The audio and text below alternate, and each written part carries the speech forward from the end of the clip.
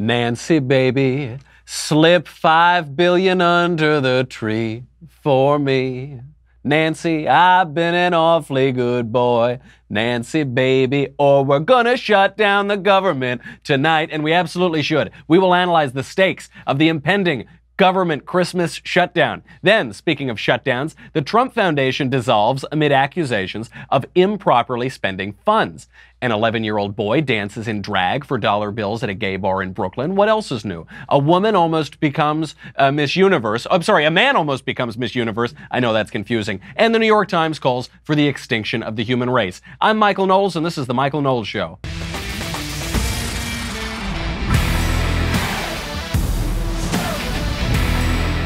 Talk about a confusing day of news. We've got so much to get to in the week before Christmas, but first, let's make a little money, honey, with Mint Mobile. There is nothing better about the holiday season than unwrapping a brand new phone until you get hit with a brand new monthly phone bill. You didn't see that one coming. Big wireless providers can really suck the joy out of the holiday season. So this year, don't just upgrade your phone, upgrade your wireless provider and switch to Mint Mobile. For a limited time, Mint Mobile is offering the best holiday deal in wireless you've ever seen. 3 months of service for only $20. This is a limited time offer.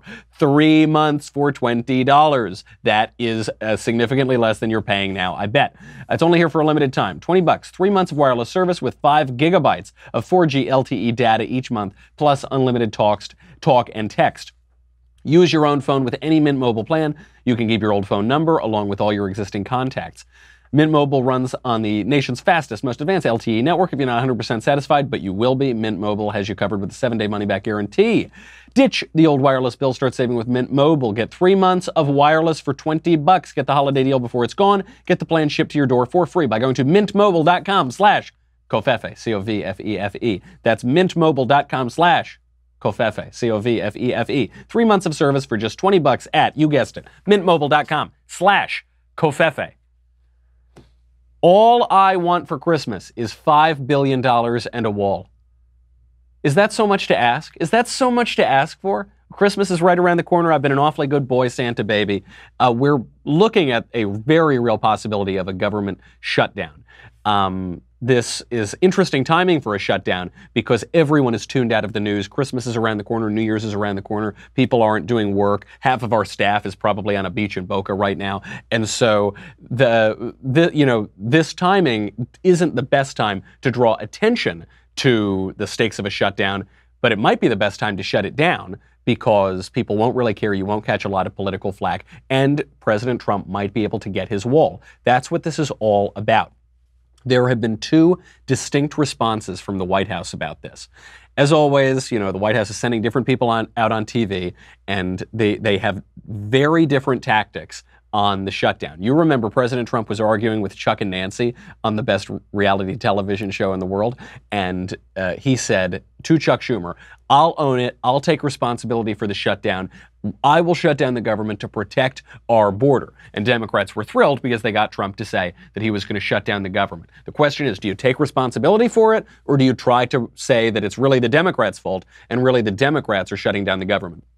Stephen Miller clearly favors the former approach. Here he is on Face the Nation. To get to this question of the border wall, which I know you're a huge advocate for, we are about 5 days from potential government shutdown, and Republican leadership says there's no plan. What is the president's plan, and will he shut it down to get this $5 billion in border wall funding? We're going to do whatever is necessary to build the border wall to stop this ongoing crisis of illegal immigration. And that means this is a very, if it comes to it, absolutely. This is a very fundamental issue. At stake is the question of whether or not the United States remains a sovereign country, whether or not we can establish and enforce rules for entrance into our country. The Democrat Party has a simple choice. They can either choose to fight for America's working class or to promote illegal immigration. You can't do both. Is there... Totally comes out swinging. This guy, one of the best people in the administration, and he's coming out and saying, yep, we'll shut it down. We own it. That's what's going to happen because we want to protect the border. Now, here is White House Press Secretary Sarah Sanders giving the opposite approach. The president wants $5 billion. Would he take $2.5 billion? Would that be an acceptable number? we have other ways that we can get to that $5 billion that we will work with Congress if they will make sure that we get a bill passed that provides not just the funding for the wall, but there's a piece of legislation that's been pushed around that Democrats actually voted 26-5 out of committee that provides roughly $26 billion in border security, including $1.6 billion for the wall. That's something that we would be able to support as long as we can couple that with other funding resources that would help us get to the $5 billion. So you see there when Stephen Miller is on the show, he says, I'm not going to negotiate. I'm not going to try to figure out this negotiation on live television. We're going to get the money or we're shutting down the government. Sarah Sanders goes on TV and says, well, you know, there are other ways to get the money for the wall. And, well, maybe we don't need to shut down the government. Well, I'm not so sure. We'll see what happens. And then Kellyanne Conway, a senior advisor to the president, gives the clearest version of this, which is she says, we do not want to shut down the government on Lou Dobbs. Well, with the ultimate deal maker in the Oval Office, Lou, I believe that there is a much better chance of getting a deal than not. But look, the president wants to keep the government open.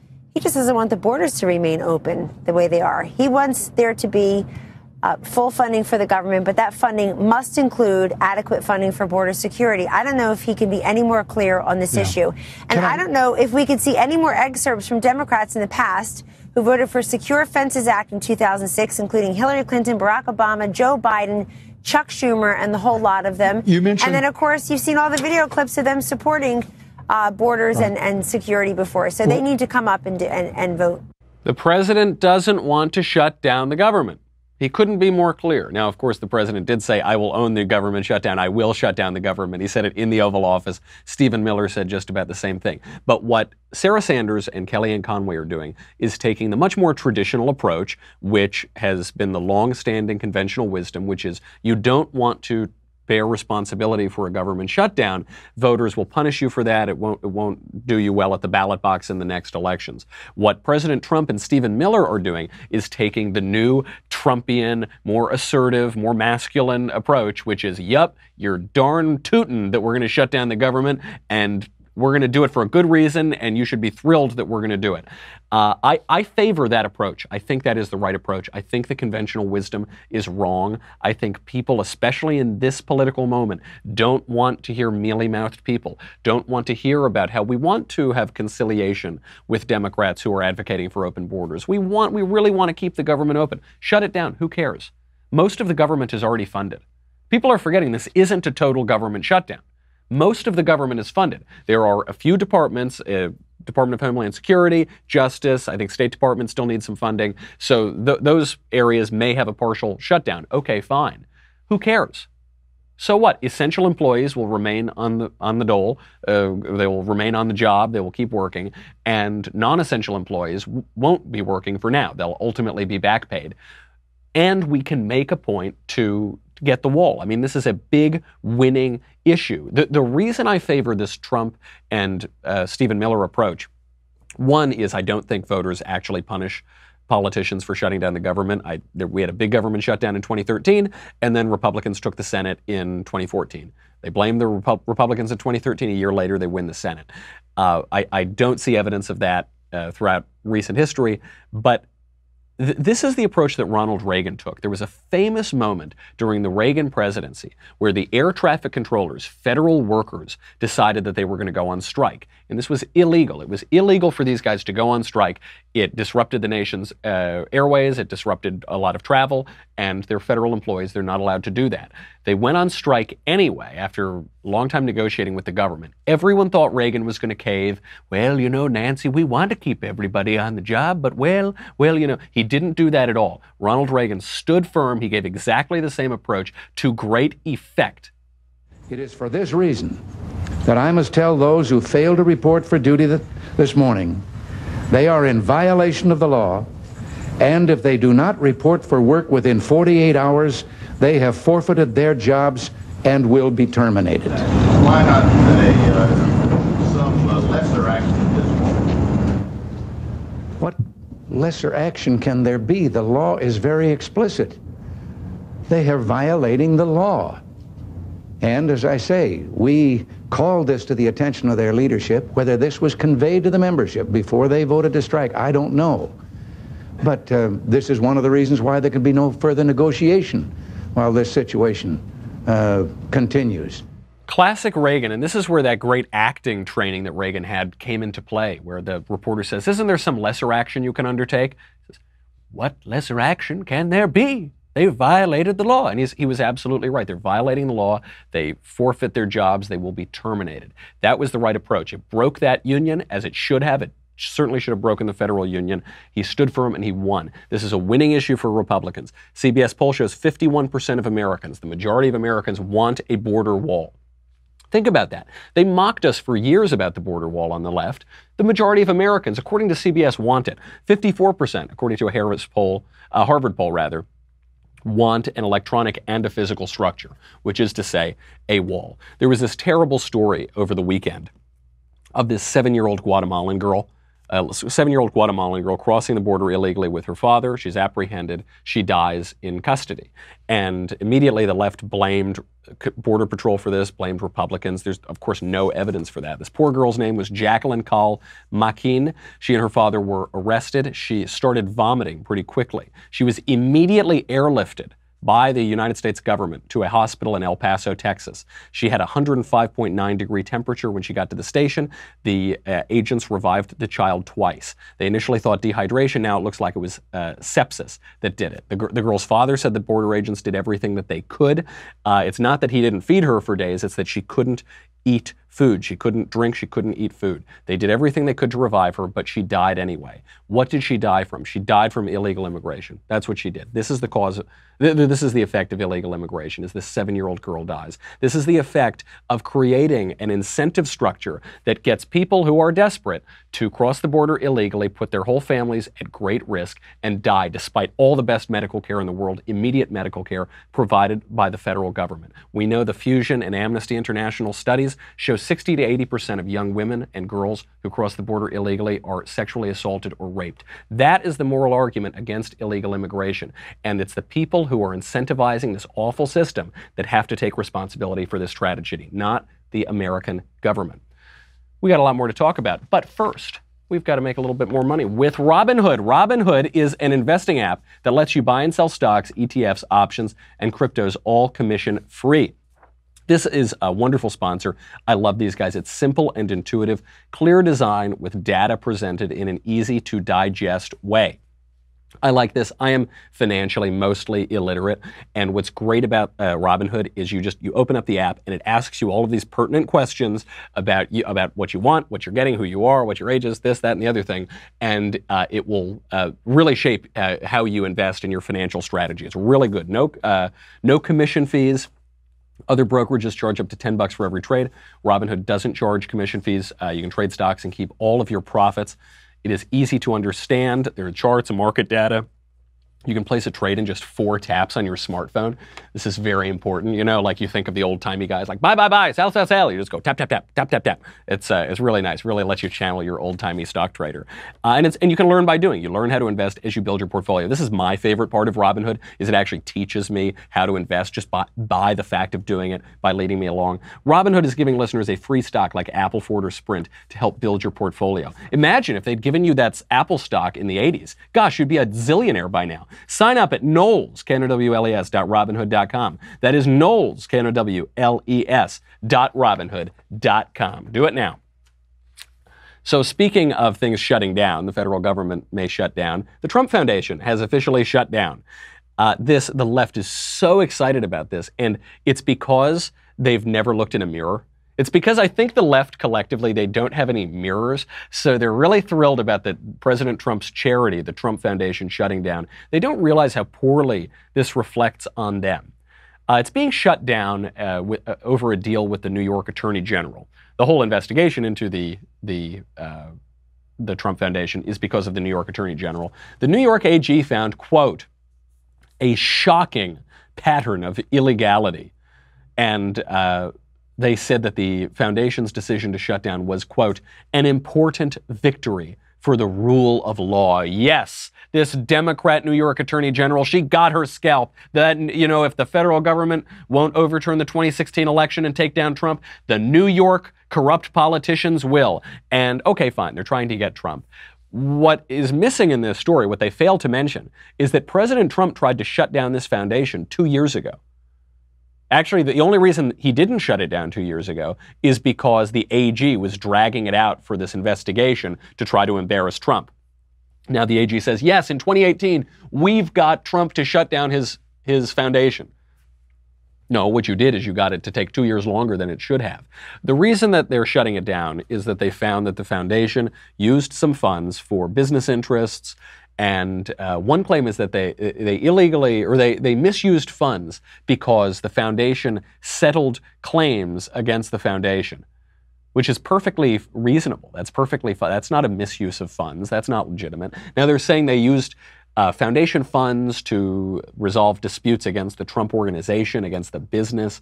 Okay, maybe they did, maybe they didn't. I don't really know.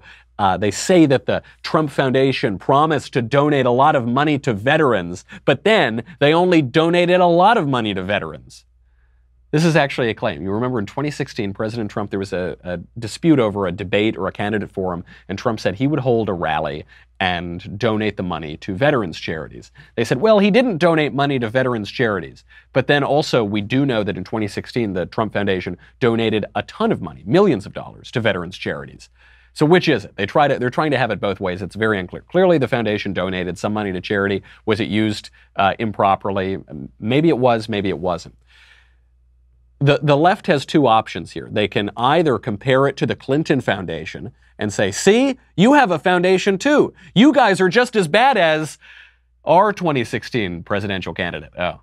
You guys are just as bad as the Clintons, the most important family in the Democratic. Okay, never mind. Maybe that doesn't work so well for them. The other option is to say, look how corrupt President Trump is, and not to draw any comparisons to the Clinton Foundation. Obviously, there is a comparison. There are two political family foundations that maybe misused money in some way. Maybe they didn't. They've had investigations into them. Okay, there's that comparison. But on substantive matters, there's really not much of a comparison between the Trump Foundation and the Clinton Foundation. President Trump, when he was elected, decided to dissolve his foundation. The Clintons, while Bill Clinton was president, created their foundation. President Trump saw there might be a conflict of interest here, dissolves his foundation. The Clintons create one specifically at the end of Bill Clinton's term, 1997, I think it was founded, while Hillary is planning a run for the Senate, before she becomes Secretary of State, specifically to encourage bribes and corruption in her foundation. Now, why was Trump's foundation's money misused? It looks like it was sloppy mismanagement, basically. I don't see evidence of some grand conspiracy here. Why was the Clintons' money misused? Because of a specific deceptive campaign to take money from foreign governments in exchange for government favors. The entire thing was set up to solicit bribes. Obviously, the Trump Foundation wasn't set up to solicit bribes. He wasn't in office for the vast majority of the foundation's existence. And then the main issue here is there's no comparison in the media treatment. How did the media cover the Clinton Foundation? Have they? I don't know. Have they covered the Clinton Foundation? Not very much. And they're spiking the football. They're so excited. This is why. We should actually be happy about this media treatment. This is why mainstream media attacks against Trump don't work. This is why conservatives are rallying around this guy. This is why Christians, conservatives, why we're all defending the payments to the porn star. Rightly so defending the payments to the porn star. It's because of the abject hypocrisy here. Because it is so unfair for the media and apparently the federal government and the state governments to go after President Trump for things that they completely let Democrats off the hook for. You know, Marx, I think quoting Engels, said that history repeats itself. First is tragedy, then is farce. And that's what we're seeing here. That's what we're seeing playing out in the Trump Foundation. We see the tragedy of the Clinton administration, the tragedy of Hillary Clinton's awful career in public service, all the damage she's done to our country. And then you see it play out in the farce of President Trump.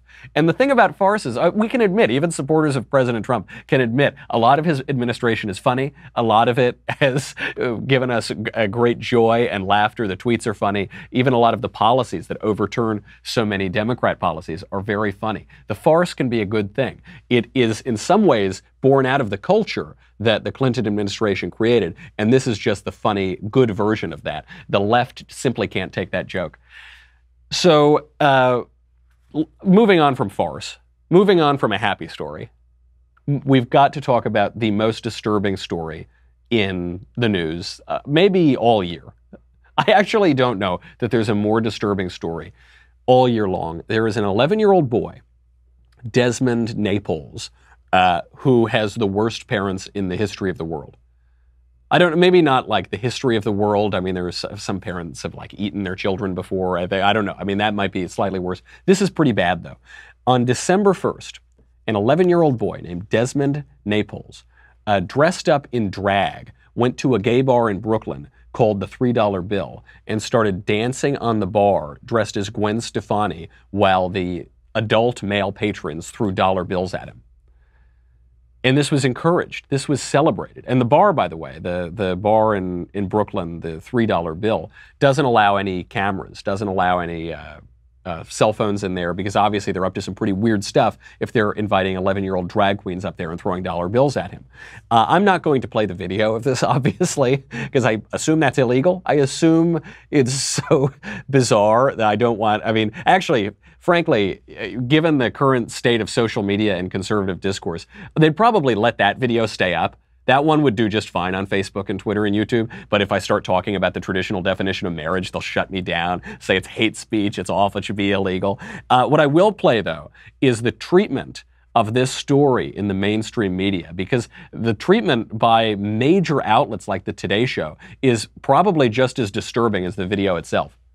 Desmond Knowles is smart, self-assured, talented. He loves to dress up and work the runway in drag with dramatic makeup, but only if his homework is done. That's because Desmond is just 10 years old, but he's already a social media star, and he says he wants to use his platform to inspire other kids to love and accept themselves.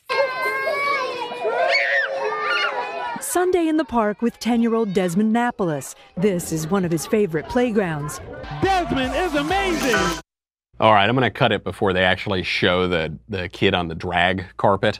But isn't it so wonderful? It's his favorite playground. One of his favorite playgrounds is the playground for children where they play. And then the other one is a highly sexualized runway where old creepy men can leer at him and throw dollar bills at him.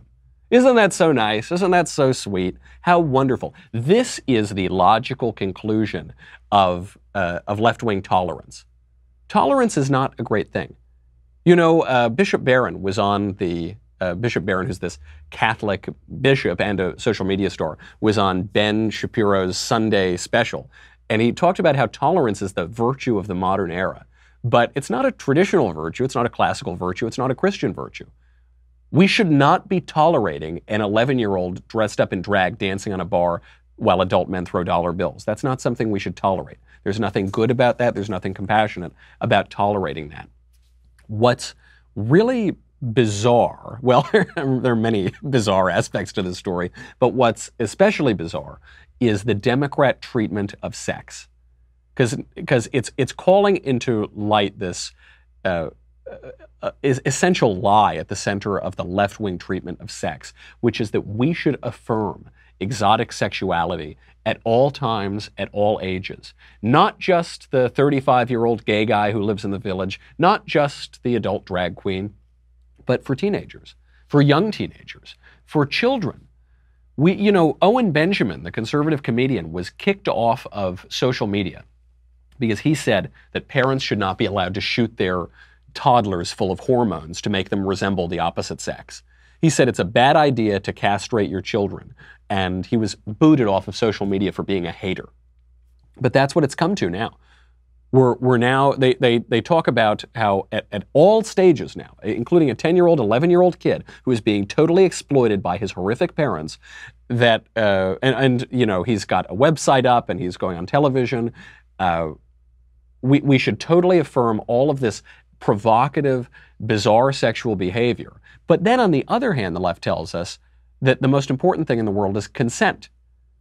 Everything about sex is fine, except it has to be consensual. It has to be so consensual that every single step of the way, you need to sign a written form that says, I consent to do this. I can be kissed. I can be touched. I can be hugged. I can do this. I can do that. So we're so focused on consent that Baby It's Cold Outside is being banned from radio stations because they think that the song, well, one, because they completely misunderstand what that song is about, but because that they think that the literal words in a couple of the verses imply that there isn't 100% consent. They say it's all about consent. That's the main aspect of sexual relations between people. And also, young children should be able to explore whatever sexuality they want. Young children are not capable of giving consent. This is why we have statutory rape laws. This is why we have the age of consent.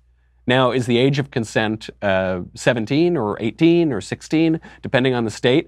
Maybe. I don't know. Can you give consent when you're 15? I don't know. Maybe you can. You certainly can't give consent when you're 11. We know that that's the case.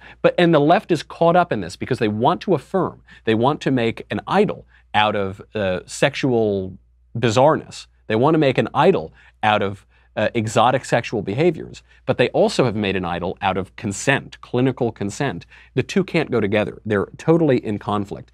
And they're in conflict on this transgender issue just as much as transgenderism and feminism are in conflict. This is one of the most enjoyable parts, in a sort of Schadenfreude way, of looking at the left right now, is the left, by embracing intersectionality, the idea that all of these disparate groups who might disagree with each other or have different interests, but they can band together to oppose the straight white male who thinks that he's a male. Because of intersectionality, you have the feminists and the transgenderist movement butted up together. But they make opposite claims. On the one hand, feminism talks about women as different from men, women as having different interests than men, women as having been oppressed by men over time. And then the transgenderist ideology says, oh, there's really no such thing as women and men. Men can be women, women can be men. There's no such thing as an innate sexual difference or a fundamental sexual difference at all. This came out most hilariously in the Miss Universe pageant over the weekend. In Miss Universe, a man almost became the Miss Universe. I would love if I could be a fly on the wall of feminists now who are so confused. Say, oh, this is great because we're affirming sexual as well, but it's a man, and a man in a bikini, and that's a good. Women in bikinis are bad, men in bikinis are good. Here is a little bit of the coverage of Miss Universe. And we are back now with that groundbreaking night at the Miss Universe pageant. Miss Spain making history just by being there, and Miss Philippines winning the crown. Lara's got all the details. Good morning. Good morning to you all. Yes, it was quite a night. Lots of pomp and pageantry. A few stumbles along the way as well.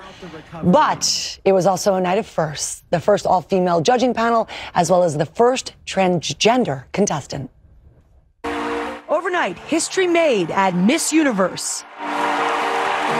Spanish model Angela Ponce becoming the first transgender woman to compete in the 66-year-old pageant. The audience greeting her with a standing O. That is groundbreaking. That is definitely a groundbreaking thing for a dude to become Miss Universe. It is. At the very least, it's groundbreaking. It's completely illogical, but it's groundbreaking. The other aspect of this story that no one is covering is that Donald Trump used to run Miss Universe.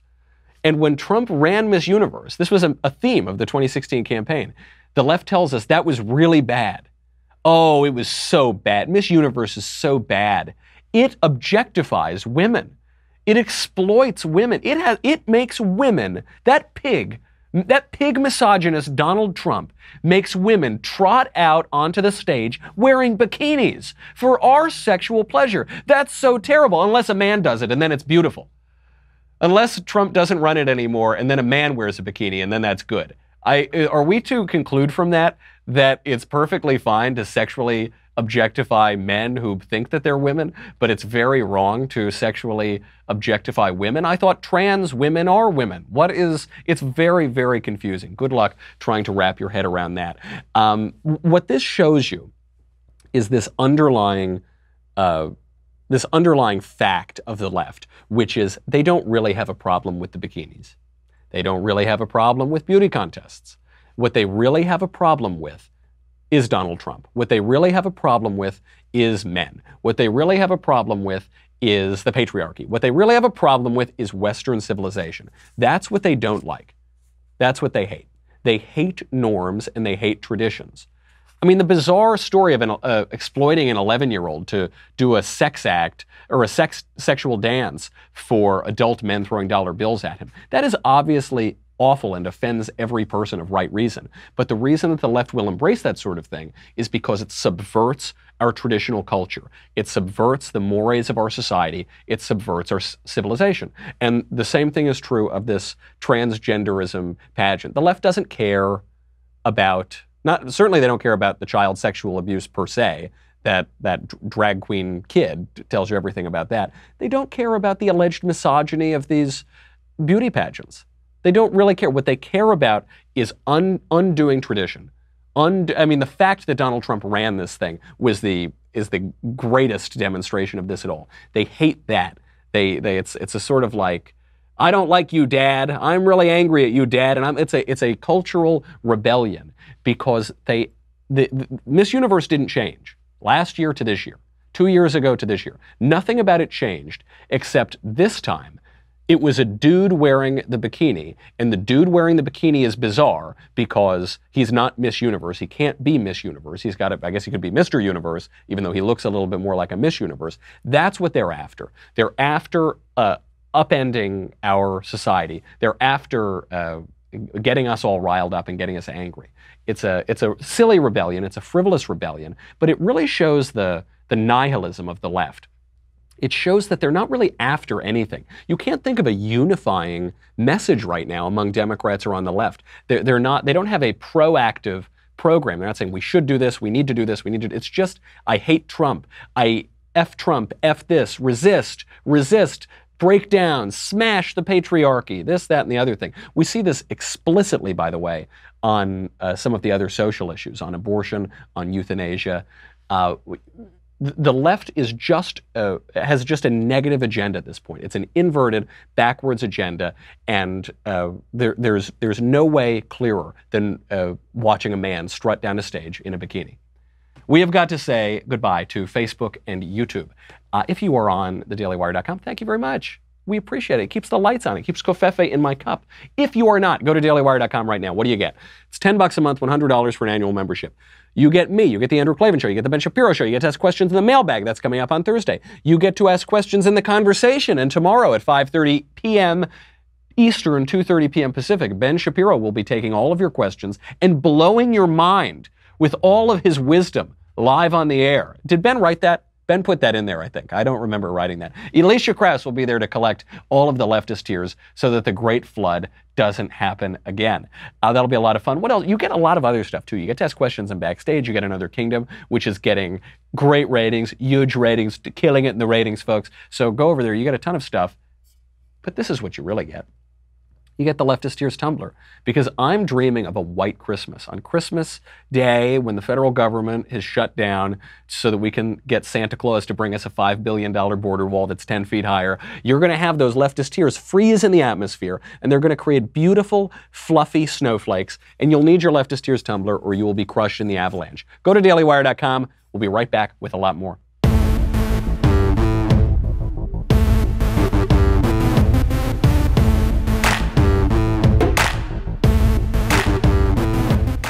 I have long said that the left's agenda is an agenda of destruction. It's not a constructive agenda. It's not about building something new. It's about tearing down everything that we have in our society, in our families, in our civilization. This became explicit. This actually surprised me today in the New York Times. They ran an op-ed about how human extinction would be a good thing. True story. Clemson professor. This was written by an academic, somebody teaching your children. His name is Todd May. Of course his name is Todd. Of course a guy like Todd would talk about how we have to exterminate the humans so that the Delta smelt can swim a little easier. It's a total Todd move. The headline is, would human extinction be a tragedy? And you won't believe the answer. The subheader says, our species possesses inherent value, but we are devastating the earth and causing unimaginable animal suffering. So Todd, you know which side Todd comes down on. He says that human extinction would not be a tragedy. This is just the first paragraph or so. Todd writes, "Let me start with a claim that I think will be at once depressing and, upon reflection, uncontroversial. Human beings are destroying large parts of the inhabitable earth and causing unimaginable suffering to many of the animals that inhabit it. This is happening through at least three means. First, human contribution to climate change is devastating ecosystems, as the recent article on Yellowstone Park in the Times exemplifies. Second, increasing human population is encroaching on ecosystems that would otherwise be intact. Third, factory farming fosters the creation of millions upon millions of animals for whom it offers nothing but suffering and misery before slaughtering them in often barbaric ways. Delicious. There is no reason to think that those practices are going to diminish anytime soon. Quite the opposite. Humanity, then, is the source of devastation of the lives of conscious animals on a scale that is difficult to comprehend." I wish I could get Ben in here to play the violin while my fingers rub together one to the other. It's not difficult to comprehend at all. But what is difficult for a lot of people, even for conservatives to comprehend, is this recurring theme of leftism, which is to discourage life and hasten death. You see it in abortion, killing incipient human life. You see it in the redefinition of marriage, trying to break down the building block of society and discourage procreation. You see this in euthanasia. The left is so happy, giddy, to kill people who are suffering in some way or who are old and deemed unuseful to society. And now you see this in a call for the mass extinction of the human race. They don't love the environment. They hate humans. That's what this is about. They don't really care about the Delta smelt. They don't care about the little baby cow who makes the delicious veal. They hate humans. That's what it's about. They don't care about child abuse. They want to undermine our basic civil and cultural institutions that sometimes interact with that. This is what it's all about. It's a negative agenda. And we should identify that source. It's really bizarre. It's really, we like to think that we're just having two rational political conversations. Well, I want this policy. Well, I want this policy. Well, I want to pay a little more in taxes. I want to pay a little less in taxes. But there is a philosophical and a spiritual basis to these two visions of the world. And the philosophical and spiritual basis of the left is perverse and really awful. It is anti-life. It is anti-flourishing. It is anti-production. I hate to make it too, I don't want to seem hyperbolic in discussing the spirituality of this, but evil does have a persona. It has a personality. I'm not saying that leftists are evil. I'm not saying leftists are consciously evil, but they are indulging in ideas which are ultimately wicked, which are ultimately nihilistic, which says that the Delta smelt exists so that I may serve the Delta smelt. That isn't true. We love animals. We want to protect animals. We want to protect them so that we can enjoy them and they're beautiful and we like to look at them. And ultimately, we want to serve them to each other on dinner plates. That is what it's for. We do not exist to be the slaves of the natural environment. The natural environment is there for us to enjoy. They're also, by the way, only loosely related. There is a groundbreaking study that came out today. You might have seen it. It came out from Amnesty International. It showed that Twitter is a mean place. I know, but I should have warned you. I should have said pull over your car before you hear this. Turns out Twitter is mean. Amnesty International, this big, wide-ranging survey, showed that Twitter is, quote, a toxic place, quote, the world's biggest data set of online abuse targeting women. Online abuse, especially toward women. The thing is, there's no actual abuse on Twitter because there can't be any abuse on Twitter. What is abuse? The word abuse actually means to misuse, to use something in a way that it's not intended for. So you can emotionally abuse people. You certainly can do that. You can emotionally abuse family members at the dinner table. You can do that. There isn't abuse on Twitter because Twitter is a place that exists to incentivize abuse. It's a place where you say really mean things and you do it usually from an anonymous account, so you don't have to show who you are, and you direct it at people that you don't know, that you're not really interacting with in a personal way. What the left really means is that Twitter inspires violence. That's what they're really saying. They're saying it's a place of violence against women. They're trying to conflate abuse and speech with violence. And this is what they always do. They conflate speech with violence so that they can go after us and censor us. This study used the, quote, troll patrol of 6,500 volunteers. They analyzed millions of tweets. Milena Marin, the senior advisor for tactical research at Amnesty International, said in a statement, Twitter's failure to crack down on this problem means it is contributing to the silencing of already marginalized voices. Okay.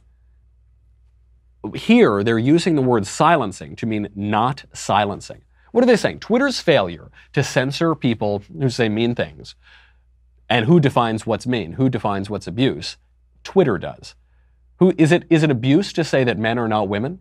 Because there was a major feminist writer who just lost her entire Twitter account for saying that men are not women. Is that abuse? Yeah, of course. Twitter defines that as abuse. So what they're saying is Twitter's failure to censor these people means it is contributing to the silencing of marginalized voices.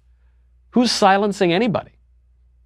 If you say something mean to somebody, or really more likely, you say something disagreeable to somebody, you aren't silencing them. You're saying something. And then they can say something to you. Or they can not say something to you. Or they can say something to somebody else. At no point are you silencing anybody. It is such Orwellian language that Amnesty International is using. They are using silencing to mean the opposite of silencing. And they're using that threat to say that we should really silence other people. They refer to marginalized voices. Who are the marginalized voices? Is Jake Tapper a marginalized voice?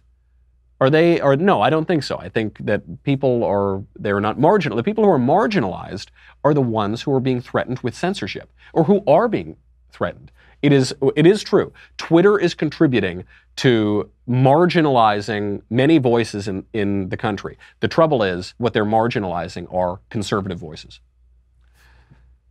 All right, that's our show. That's the whole thing. We got to get out of here. I know, we run late. We always run late. Tune back in. I know I was on the road yesterday. I'm going to be on the road later this week, too, by the way. I'm going to be taking a trip down to Palm Beach. I don't know why. I don't know if it's been announced why I'm doing that, but I'll just be going down to Palm Beach. What's in Palm Beach? I don't know. We're going to be having a good time down there, but I'll keep you posted on when that is. In the meantime, I'll be back here just in this same seat tomorrow. I will see you then. I'm Michael Knowles. This is The Michael Knowles Show.